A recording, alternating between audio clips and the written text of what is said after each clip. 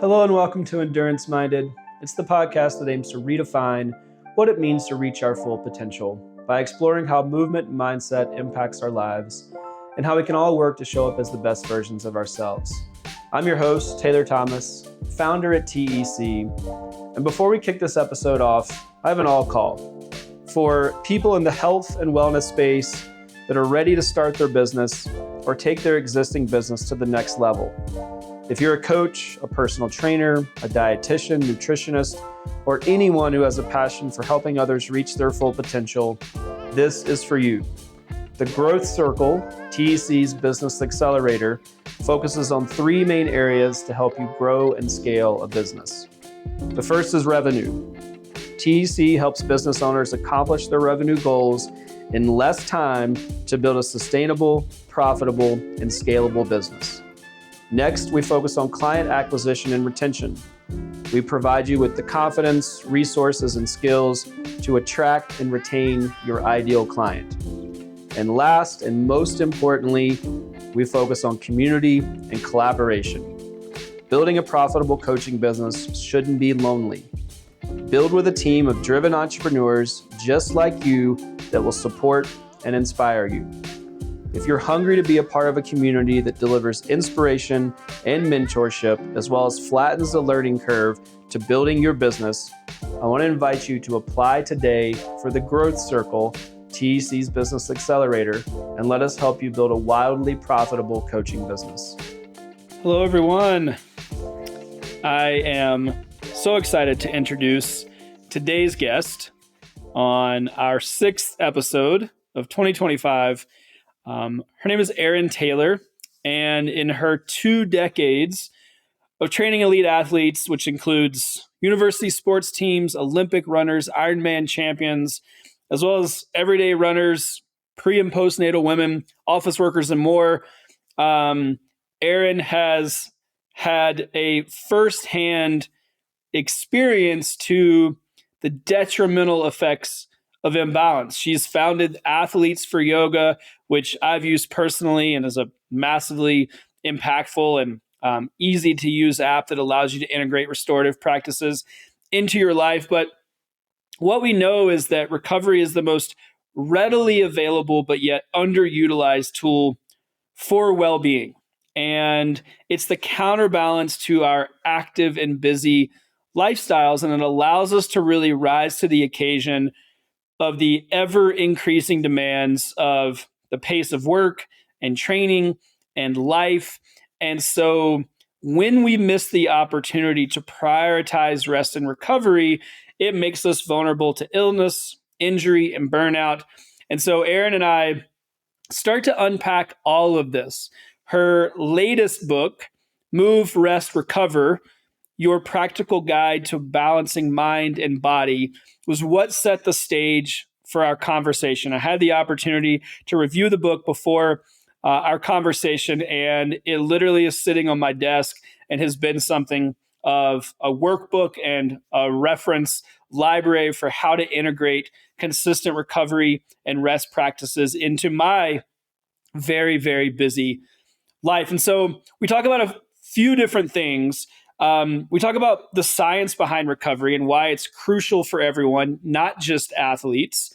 So if you're listening to this and recovery and that terminology and that language doesn't quite resonate or land, I want you to know that this is not just about athletes, although it is massively applicable if training is part of your stress load. We talk about how to integrate restorative practices into your busy schedule. The big thing and my biggest takeaway with my conversation with Erin is that rest and recovery has to be practical. And I know that's what keeps so many of us from integrating it into our lives, is it feels like such a big undertaking. It feels like it takes so much time and energy. It's just another thing on our to-do list. And Erin's primary focus and her main objective is that it has to be practical and it has to integrate into a way that works into your busy schedule. And she actually gives some very specific examples on what that can look like in the lives of busy individuals and how to make that restorative rest practice more integrated. We talk about our culture's obsession with doing more, how that leads to burnout, common myths around recovery, and how to overcome them. And then Erin kicks off the conversation with her story, and what led her to where she's at, and her experiences with integrating rest and recovery, and how that's led to a much more balanced and impactful life. She talks about her own examples of how she integrates that now, how she sets boundaries in her life to set her up for success in that space. So, incredible conversation. Erin was amazing. I promise you that you will walk away with crystal clear direction on how to take this thing that for so many of us feels incredibly challenging and feels insurmountable in terms of integration, and be able to actually do something to move the needle, to set yourself up for a life and a day that includes rest and restoration, so that you can go do these things that you want to do. So, please enjoy. Erin is one of the guests that I've been looking forward to having on our podcast for a while. This episode's been in the works for a bit, and super excited to get this out into the world. Also, if you don't have it yet, I would highly recommend that you get a hold of her new book. Again, that is Move, Rest, Recover, Your Practical Guide to Balancing Mind and Body. We'll put all the information in the show notes. This has been a reference book for me, and it's something that I am passing on to others, and really excited to get into our listeners' hands. So without further ado, please enjoy my conversation with Erin Taylor. Welcome to Endurance Minded. How are you? Doing well, thanks. Thanks for having me, Taylor. Yeah, I'm really excited. This is you work a lot in a space that is, I think wildly underserved, misunderstood, and that is rest and recovery, among other things. And so I'm really genuinely looking forward to unpacking that one for myself. It's something that I think many of us struggle with, but it's been a real journey for me personally to figure out what that looks and feels like for myself, as someone who would describe themselves as a high driver and a high achiever. And so how do you balance that with a real need for rest? And then on the athletic side, the recovery piece. And I know that so many people that listen to this show are in the same boat, the trying to do it all, and how do you find that space? So I'm very, very excited to learn more and to unpack what that's supposed to be for us. But the place that I like to start, and I think a fitting place with any conversation, is to kind of start from the beginning, or get a bit of an origin story. So I'd love to just have you walk us through your story. What led you to where you're at today? What led you to focus on rest and recovery? Most specifically, what led you to your most recent book, Move, Rest, Recover? Just give us an update. Bring us up to speed on how you got here, and a little bit of your story. Sure, that feels like a good place to start. So I first took up yoga as an injured collegiate athlete when prescribed doing some yoga, stretching, flexibility work, core work by our team doctor. And like most sort of teenagers would be, I think I was quite reluctant to shift gears out of that, high performing, driven athlete mentality, which, operates under the assumption that progress only happens when you are working hard. And so I spent a lot of time over a couple of months when I was injured, working on my flexibility, trying some yoga classes, really working on my core strength in different ways. And I found months later, when I got back on the court, that I was just a different athlete because I had created a much better balance in my body, in the context of balancing not only strength and flexibility, but an understanding of how rest and recovery can serve us truly in our sports and really in all aspects of life. For me, that really translated into being a student as well, and balancing the demands of being a collegiate athlete. And I can remember getting back on the court, and it just was like a revelation that really ease is energizing. And so that's when the dots first started to connect for me personally, and sparked my initial interest in rest and recovery as a practice.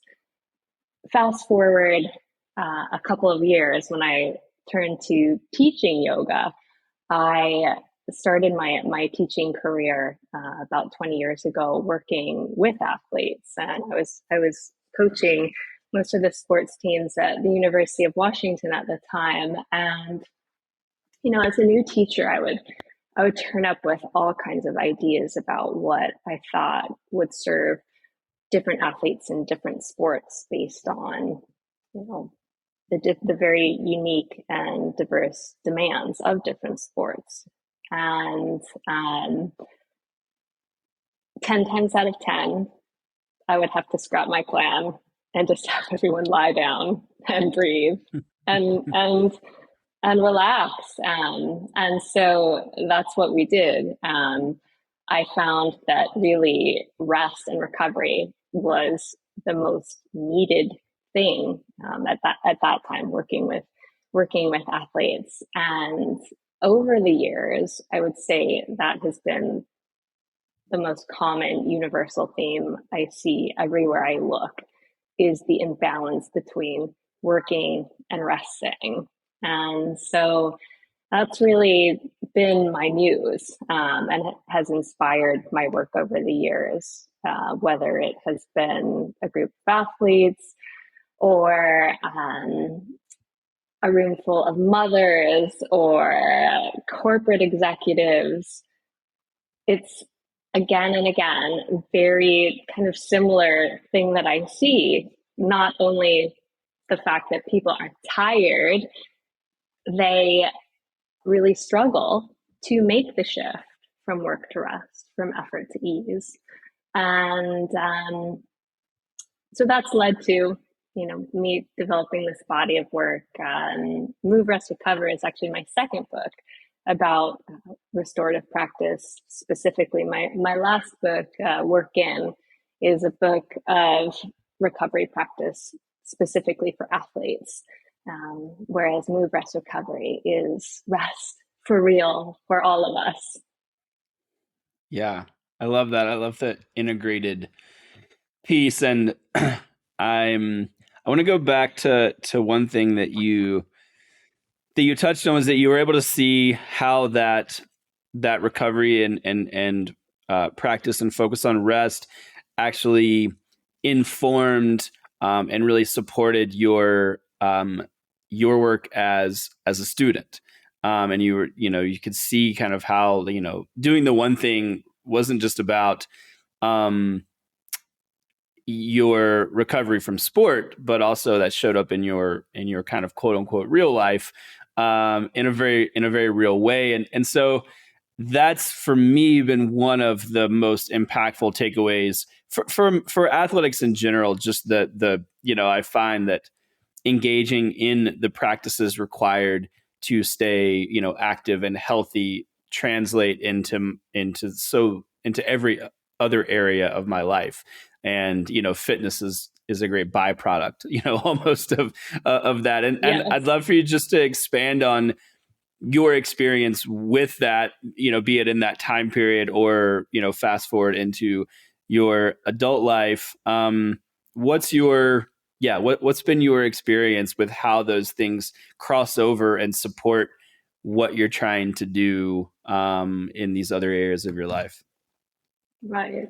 And I mean, of course, it's really like, we do these practices on a yoga mat, or maybe your practice is running or lifting weights or whatever your practice is. It's really the most important thing, I think, is how that affects you and supports you outside of that practice. Off the mat is where it really matters most. So, I can say for myself, developing my own yoga and rest and recovery practice. And, overall, I feel a lot more ease throughout my day. Every day, I feel a lot more able to handle the inevitable uncertainties and challenges that, stack up as you move through the day. And, back when I was a student, I remember noticing right away, oh, I feel like I am focusing better in class. I can study better. My attentional kind of capacity felt like it was increasing noticeably. And I was sleeping better, which is a big one. And these are things that I've just, I've just noticed continue to kind of expand, and things that I've built on over the years. And, with the rest practice, it kind of becomes something that is less of this formal, like, to do or thing that you have to like tick off. It's not like, oh, I've got to do my workout, I've got to do my rest practice. It's rather define things that work for you that you can weave into your day, throughout your day, as a like natural, normal part of your rhythm. And that's when I think it really becomes, something that you are taking into your life, into the flow of your life. And that's where it really matters. And that's where it really supports you. And you feel the difference, no matter what you're doing and no matter what comes up. Yeah, I love that. It leads me to think about the myth that we don't have time to rest. And so you talk about this integrated practice and weaving it in. It doesn't have to be this dedicated, almost kind of like tactical thing that we do, but it is a more practical application of that. Let's help me understand that. I mean, let's talk about the myth that we don't have time for it. What we have time for or all these other things, but that's often the first on the chopping block. So help me unpack that. How do we shift our focus there? Yeah, sure. And maybe why is that the case? Maybe I am interested. I'll ask it specifically because I was like, why does that even exist to begin with? Why is rest the first on the chopping block? When we know, I think if you asked anyone, whether or not they want to admit it or not, we certainly know that it is important and critical. And we, more focused on sleep now. And I mean, the information is there. So let's start there. I mean, why is it the first to go? And then, how do we right the ship and really change the narrative there with that, the myth that exists?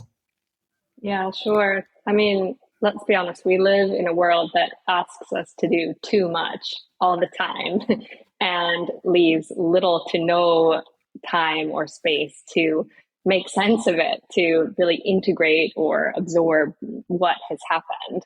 And it's kind of like this inertia and collective mindset that we must always be going, making, doing, producing. And it's really easy to get sort of caught in that mindset. And we're sort of geared up kind of in that way that it becomes very difficult to switch gears. It's like that's the zone we inhabit. And to the point where moving in the other direction toward rest and recovery is unfamiliar and uncomfortable. And so while we might acknowledge that we're tired or We might even pay lip service to rest by, I don't know, writing rest day in your calendar, or, assuming that you're recovering, going for beer on a Friday night, or which that's nice too. That can be relaxing too. However, rest is not a default. It doesn't happen as a default when we're not working. And in all of our busyness, we've lost kind of the skill, the ability to effectively transition from work to rest. And in doing so, it's like not possible for us to really fully recover effectively or efficiently. And that's why we have problems like, trouble sleeping, feeling, not just this sort of deep fatigue that kind of has a cumulative effect. Eventually, burnout has become really prevalent, and this is really the reason for it. We wait until we're ill, injured, or fully burned out to consider rest like as an option, and an important one. So I think it's just this mindset that it's not something that we can turn to throughout the day, every day, not just at the end of the day when all the work is done. This is a really problematic way of thinking, because if you wait to rest until everything is done, everything's ticked off your to-do list, all the planets are aligned, it won't happen ever, right? And so, we lean back on this. So I'm too busy, I don't have time. But the reality is, rest doesn't have to be formal or fancy. You don't need a big container of time. You don't need any fancy kit, or even gadgets or anything. Really, your attention holds the greatest power to restore you in the moments when you really need rest the most. How do we? What's the role? You mentioned we don't need fancy stuff, and I think for more and more for so many, we're looking to I could just I can literally, I'm flashing through conversations that I've had with people. I'm like, okay, we gotta really gotta focus on recovery. Clearly things aren't going well. Your body is clearly not responding. And then there's a few questions that follow. Okay, what do I need to buy? Where do I need a subscription to a thing? What do I do? Yeah. And you mentioned the gadgets. And so now there's, okay, well, then maybe another question would be to weigh that observation or that very real feeling that they have against some quantitative metric. And so my watch or my this or my that says a certain thing about me. And so, I guess I'm interested in, what is how do we leverage all of these different things that we have access to make an informed decision that is right and appropriate, and I guess are they valuable? My watch tells me to sleep, or that I'm good or I'm not, and I've found myself doing that. I feel tired, but I look at a device and I'm like, well, should I be tired? It says that I got enough sleep, as an example. And so I think there is this real kind of push and pull juxtaposition thing going on with all this quantitative information versus a more intuitive, potentially way to think about when we recover and whether or not it is important or not on a particular day. So yeah, like what are your, I guess what's your kind of general take on how to navigate that in this very real kind of, heavily digitally influenced world, as well as access to all kinds of resources and bits and pieces and thingamabobs that are supposed to help us do these things. I'll use quotes better. Yeah. Yeah. Yeah, definitely. I mean, there's no easy answer to that. And recovery is an incredibly unique and personal practice. There is no universal prescription to suit every person at all times. And the gadgets are handy. They're helpful. They give us a lot of useful information. I think oftentimes, like, part of the problem is if you have a device telling you need to rest, it's not telling you what to do or how to rest. And like I said before, because of the way we operate in this always on mode, we don't know intuitively how to rest or what to do.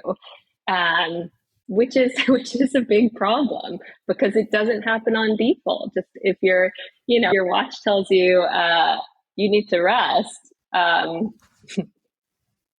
do we make that happen? These are skills that we have to really. Rest and recovery has kind of got to the point where these are skills. It's a skill set that you have to activate and train in the same way you would train a muscle. You lift weights, you get stronger. You rest more. You practice making the transition, settling your nervous system. The more efficient you become at doing that, and it's just ironic that there's so much kind of difficulty around how, when, and why, and when and how to rest, when in reality it is the most readily available tool available to us, readily available and yet underutilized tool available for our well-being and ultimately for our best performance. Mm-hmm. Yeah, you're so right. We have so much information and access to it and about it, and yet it's the thing that we butt up against or disregard most frequently. And yet it's we find it easier always to find time to work, and then we say that we're too busy to rest, right? I find that's like the kind of narrative, like juxtaposition piece. I'm like, well, Absolutely. we have time to do all these other things, So what is, and I know we touched on it a little bit earlier, but I am like, why is that the priority? I mean, is it just purely cultural? Like we're just wired for that? And you said like, it feels uncomfortable to rest, and so we just shy away from it. Because like on the outside looking in, you're like, it should be so much easier. Like we shouldn't have this just such fraught relationship with rest and recovery, but we do. So I mean, yeah, is that really the answer? Is it's just we're kind of wired to in the modern age, and it's just now very hard for us to do that. I think it is 100% the collective mentality. And think about, at the end of the week, if you're tired, so often at the end of the week when we're tired, and then we pack our weekends full of all kinds of things. It's like, I can think of many times recently, asking someone, different people, how was your weekend? Oh, it was exhausting, and kind of just listening to all the different things they fit in, most of which are highly discretionary activities, everything Sure. they're packing into the weekend. No wonder they're tired. And, and it's really interesting. Often I'll respond, because as a practice, I choose to keep my weekends, our family's weekends, very spacious for this very reason. I'll respond when someone asks me the same question. We rested. And I am met with so much confusion when I give that response. It's Yeah. really it really says, it says a lot. I think that it's almost like we wear our busyness like a badge of honor. And you have Mm-hmm. to ask yourself, like, you know, does that feel good? Um, are you like, is that something like, is it something that you feel proud of? Is it something that like actually genuinely is making you feel good? And I think that's something that like we should ask ourselves about the volume of stuff we're managing, or the next time an unexpected little window of time presents itself in your day, would you be more likely to just try to fit in, oh yes, I can just fit in that extra errand or fit in this extra task? What if you took a 10-minute break, like a real one? And like, what does that actually mean to take a break? And I don't mean like, what do we usually do? We pick up our phone, right? And, Mm-hmm. um, you know, it's no surprise that it's uncomfortable. Like the word boredom, I hear often. Oh, I feel it's boring. I feel bored if I stop. And I don't think Mm-hmm. boredom is the right word. I think it's just this, you know, uh, it's not familiar and it's not comfortable. And so it's almost like for that reason, to rest takes actually a lot of courage. And we're so good and we're so brave. The amount of stuff we do is just incredible and mind boggling, really.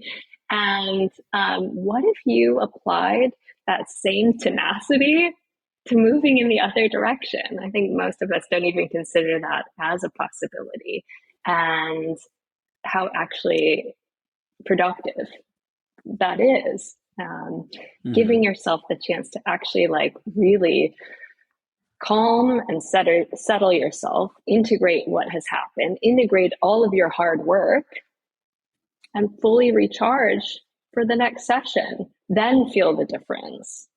And I think, when we give ourselves the opportunity to do that, it's highly motivating when you do feel the Mm-hmm. difference. Yeah. It makes me think about the one of the things that I've tried to work on personally is just a shift in language, and you mentioned, when you ask people how their weekend was, like, oh, it's exhausted, or it's exhausting, or I'm sure that you get this. It seems to be universal and ubiquitous. You ask somebody, how are you? And they say that I'm busy, right? It's Yeah, the first, busy, like busy. I wasn't asked, that's not the question we're asking, right? Like, Yeah. how are you? And the response is inevitably 99.9% of the time, it's I'm busy. And so I'm curious, is there an opportunity, or what role does the language that we use to describe how we're moving through the world um, dictate and impact kind of our ability and access to rest? Because it seems like we use a lot of language that kind of heightens the experience, right? I'm busy. We say all these things, right? I'm busy. I'm tired. I'm stressed. Well, then it strikes me that if we continue to use language that supports that, that's how we're going to feel, right? It's going to make the opposite of that, or opportunities for rest, feel further and further away, if that's just our narrative. So I'd be curious to get your thoughts on the role, like what is the role of language, and are there shifts from your perspective that might make some of these things that feel really far away or really hard, maybe a little bit more accessible? Right. I mean, that absolutely perpetuates the busyness, and it's almost like we feel guilty, or we feel like it's bad if we're not busy or we're not stressed, like that something's wrong. or, somehow you haven't done enough. It's not enough. You're not enough if you're not busy and stressed. And again, it's like, I think you have to ask yourself when you're saying, oh, I'm so busy. Are you mad about that? Or are you proud of it? I think that's, something we really have to ask ourselves. And, it's, I think, really up to each of us to like take a look at that, and, deviating from that again takes courage when everyone else is sprinting so hard all the time. It feels uncomfortable to even say that you're going to take some time off, or to, take your time to respond to some of the the notifications, or it feels uncomfortable to just kind of leave things be a little bit. And I think that as a practice, we need to get a little bit more honest about how that's really affecting us. Like, how does that make you feel? Is that actually supporting you to move toward your goals? Because the reality is you cannot perform your best at anything if you are ill, injured, or burned out. You just can't. It's just not sustainable. I mean, that's like, it's a scientific fact. Our bodies are engineered for balance. And that is as true for work and rest as it is for strength and flexibility. Yeah. It makes me think about, I think you said like it takes real courage to rest. And I know even from my own experience, and I've talked to others about this, is just to like honestly respond. If someone says like, are you available, or can you do this? And just to say like, no. And then if they might, ask why, you just would say, because no, because I don't need to fill, every time with a thing, and that's something that for me has been really a game changer, is just to be very, very steadfast in having dedicated space for things that are not work in my day, right? One of the things that's important to me is like, I want to get my dog outside, and I don't take devices, and it's a time, and I'm lucky enough to live in a place that is beautiful. And, I do that. I do that during daylight hours. So that's when people are working, and my phone's going off and all the things are happening, and, it's very like empowering to just be like, to really just value that time as much as anything else. But I'm not patting myself on the back because I mess this up all the time, or I'm not, I fall victim to the stuff that we're talking about. But I'll say that to people and they're like, that's impossible. I can never do that. I'm like, okay. I mean, maybe, if that's the narrative, but I don't know. It makes me think that, yeah, that just really resonates, that, that it does take a similar level of effort, maybe even more effort and courage, to rest. It also makes me, you write that, that rest is a power stance.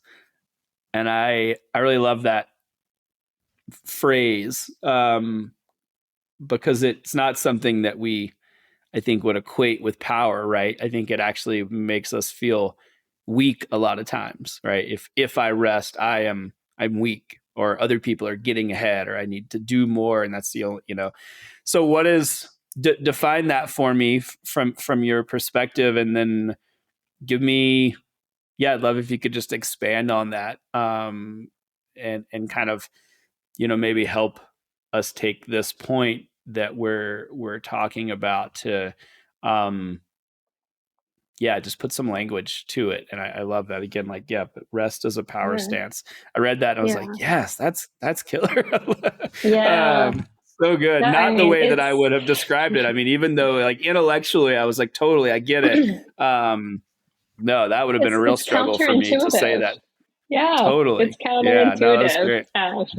Yeah, well, like back to what you were just saying about how, it can be difficult to actually just say no, thank you to certain things just because you don't have to fill your whole day or simply because you are tired. But I think, creating that space for yourself, sort of those boundaries, and like communicating them honestly and openly, that gives other people permission to do the same as well, rather than, being stuck in this narrative and mentality that we must always be doing. And, taking an action like that, power stance, that is, owning your time and space and energy. And that is a very strong, powerful thing to do in a world that is asking us to do the opposite all the time. So, um, and there are so many gestures that you can make to yourself to kind of like embody that, whether it is saying no thank you to invites because you're tired or you just need some space. It could be having an early night. It could be scheduling yourself a 10-minute break to transition between each of your activities. There are so many simple things that we can do throughout the day to really sustain our energy and rest to fuel ourselves as we go, rather than, again, waiting until we feel like we've accomplished enough to allow ourselves to have a breather, to catch our breath, because too often we just take it too far. And then it's even more difficult to swing things back into balance. There is a more balanced approach that we can take as we move through the day. Like we don't, there's definitely this idea, I think, this kind of pervasive undertone of we don't deserve rest until we earn it. And then that Absolutely. really, we kind of never get off that hamster wheel, right? Like I've found that if I'm in that mindset, I never really get there, right? I'm like, oh, well, I'll do one more thing, or I'll and then of course it's a self-fulfilling prophecy kind of where you just get stuck in the hamster wheel. You mentioned a couple of things that people can do to access, like creating space in between your calendar and like having some blocks. But I'd love to have you just expand on that. And we talked about that a little bit earlier. You said like, we have a lot of access to when I need to rest, but the how I need to rest or how to actually make that happen is where a lot of people get stuck. I would say, the overwhelming majority, they might certainly feel tired, or their watch tells them, or they're pulling in data from all these things. But then what? What are they supposed to do? It feels really insurmountable. I think that we certainly have the idea that rest is a much bigger task than I know that you advocate for or outline. So what does that look like? What are some more examples of ways that people can really, I think tactically integrate this in a way that they feel like they have some control, and some, maybe autonomy is the better word, right? I feel like the rest piece feels a bit kind of out of our reach, and like we can only really have autonomy over our to-do list, but rest is not really an autonomous environment, right? For many people, Right. they feel like it's not accessible to them. So how do people access it? What are some kind of other examples and ways that practice actually becomes practical, and helps people shift into a better access point for this on a more consistent basis? Mm-hmm. Well, it's all about practicality. because if your practice doesn't fit in your real life, it won't work. So that's why really practicality is really the connective tissue of so much of my work and of my new book. And the approach really that I encourage people to take is a little often. Like so often, I think that we feel like we don't have time to rest, and we feel like we need like this bigger chunk of time, or we have to go to an hour-long like restorative yoga class or something like that. When in reality, it's a few minutes here and there throughout the day that actually holds a lot more power to recharge you and sustain you and help you to perform your best. So, a couple of examples, practices that I share in the book.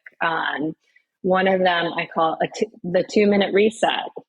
So the next time you are going to make yourself some coffee, for example, while you're waiting for the kettle to boil or, the coffee to brew, rather than standing there and scrolling your phone or busying yourself with, other admin, what if you just stop and breathe deeply for those 2 minutes?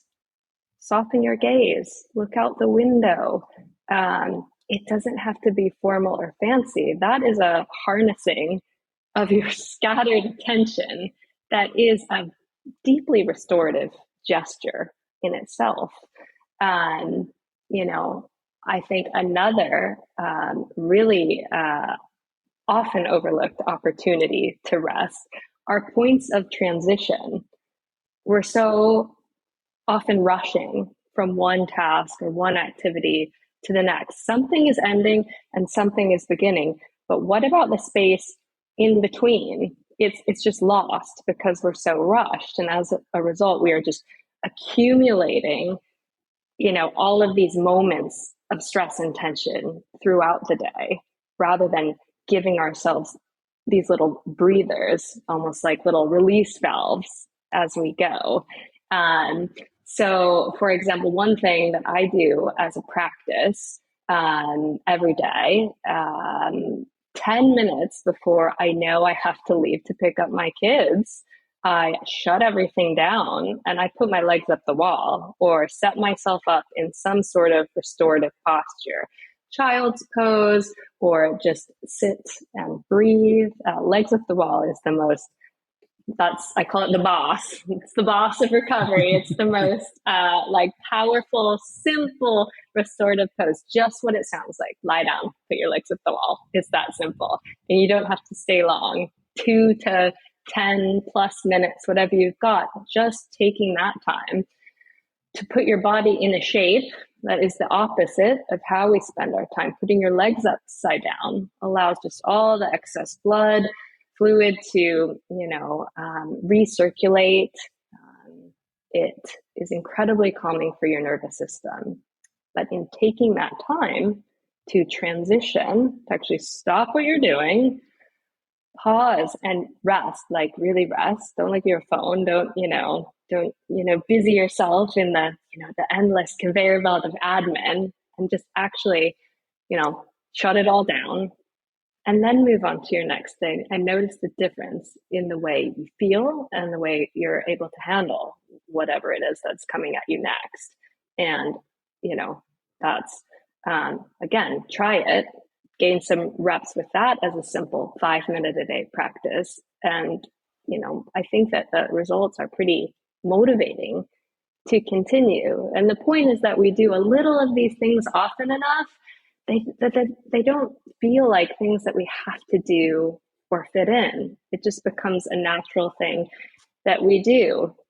Every between calls, I just push back from my desk and I soften my gaze and I look up at a tree and I just breathe for 30 seconds, these like micro resets.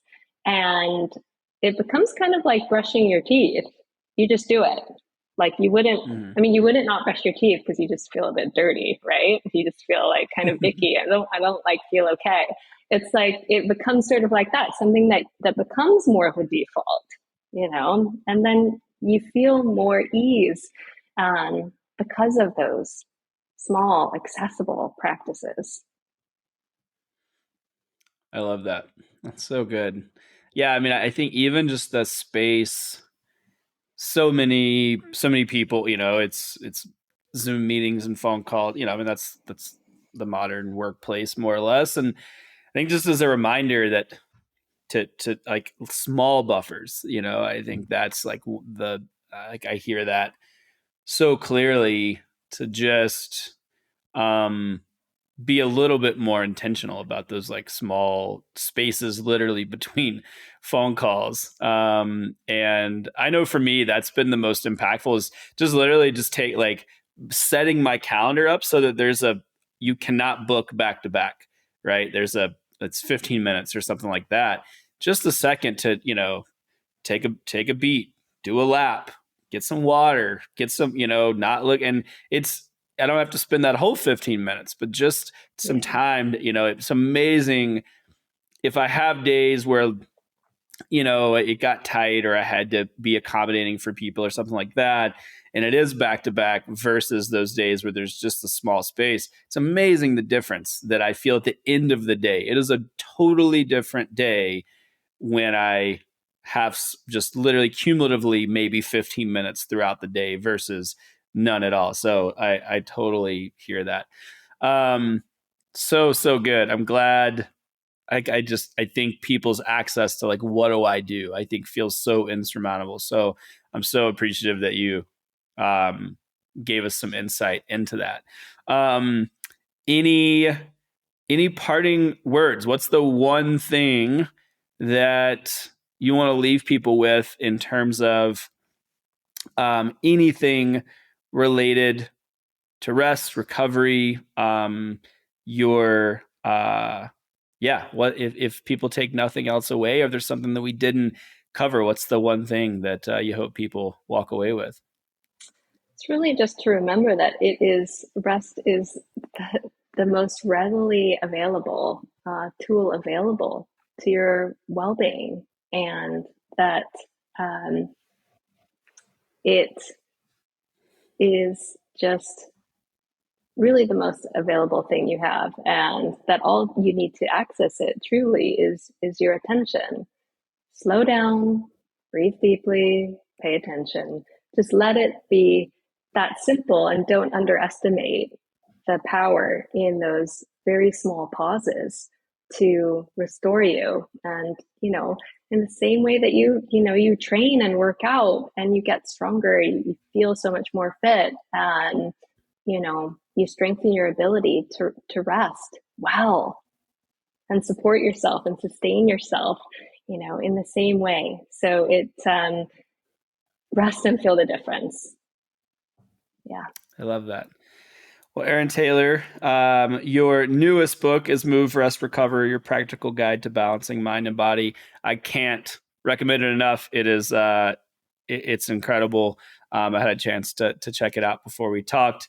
It now sits on my desk. It is a good reminder, and Great. truly a practical guide to make sure that I'm not just jumping from to-do list item to to-do list item, which is an easy trap to fall into. So thanks so much, Erin. I'm grateful for the conversation, and I can't wait for this conversation to help change people's perspectives. Thank you.